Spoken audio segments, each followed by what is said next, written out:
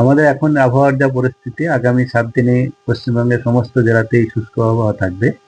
আর সর্বনিম্ন তাপমাত্রা আগামী 3 দিন পর্যন্ত খুব বেশি পরিবর্তন হওয়ার সম্ভাবনা নেই।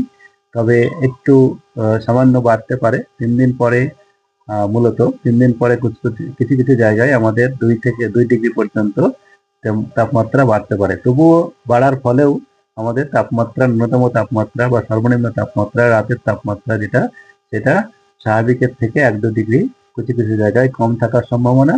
আর সর্বোচ্চ তাপমাত্রা বা দিনের তাপমাত্রাও এখন স্বাভাবিকের থেকে কম রয়েছে, একটু বেড়ে তবুও স্বাভাবিকের থেকে কম থাকবে। তো আমাদের যেটা কোল্ড ওয়েদার কন্ডিশন, ঠান্ডার যেটা আবহাওয়া, এটা বজায় থাকবে আগামী 7 দিন থাকেই। তবে কিছুটা উন্নতি হবে।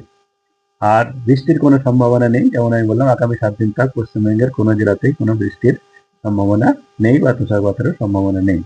কুয়াশার যেটা পূর্বাভাস, কুয়াশা সকালবেলায় কয়েকটা জেলায় কিছু কিছু জায়গায় ঘন কুয়াশা হওয়ার সম্ভাবনা রয়েছে। মূলত আমাদের আগামী কাল সকালে বীরভূম, পূর্ব বর্ধমান, পশ্চিম বর্ধমান, নদিয়া, উত্তর দক্ষিণ 24 পরগনা এবং হুগলি, মুর্শিদাবাদ, এইসব জেলাতে সম্ভাবনা রয়েছে। আজকে করলেও সম্ভাবনা রয়েছে। তার সঙ্গে সঙ্গে উত্তরবঙ্গেও আমাদের উত্তরবঙ্গেও আমাদের কুয়াশার সম্ভাবনা রয়েছে। হালকা থেকে মাঝারি কুয়াশাটা সব জেলাতেই হবে। তবে ঘন কুয়াশা মূলত সম্ভাবনা উত্তর দিনাজপুর, কুচবিহার, দার্জিলিং এবং জলপাইগুড়ি জেলাতে, এই দুটো জেলা, এই কোলে জেলাতে ঘন কুয়াশার সম্ভাবনা রয়েছে। আর কলকাতা তার পার্শ্ববর্তী অঞ্চলে যেটা রয়েছে, কলকাতা তার পার্শ্ববর্তী অঞ্চলে মূলত শুষ্ক আবহাওয়ায় থাকবে। তাপমাত্রা কালকে সর্বনিম্ন তাপমাত্রা কালকে সকালে 11 ডিগ্রির কাছাকাছি থাকার সম্ভাবনা।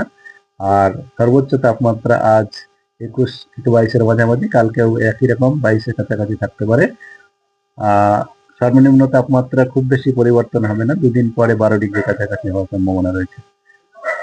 সকালের দিকে হালকা থেকে মাঝারি কুয়াশা কলকাতাতেও থাকার সম্ভাবনা রয়েছে। বঙ্গোপসাগরে যেটা আমাদের সুস্পষ্ট নিম্নচাপ ছিল, সেটি রয়েছে। সেটি এখন গভীর নিম্নচাপে, যেমন আমাদের বলা হয়েছিল, গভীর নিম্নচাপে পরিণত হয়েছে। এটি দক্ষিণ পূর্ব বঙ্গোপসাগরে রয়েছে। আর এটি ক্রমশ সরে এসে দক্ষিণ পশ্চিম বঙ্গোপসাগরে যাবে। এটির প্রভাব আমাদের পশ্চিমবঙ্গের রাজ্যের উপরে নেই, তবে আমাদের বঙ্গোপসাগরে যেসব মেরিন সার্ভিস রয়েছে তার জন্য রয়েছে। তবে আমাদের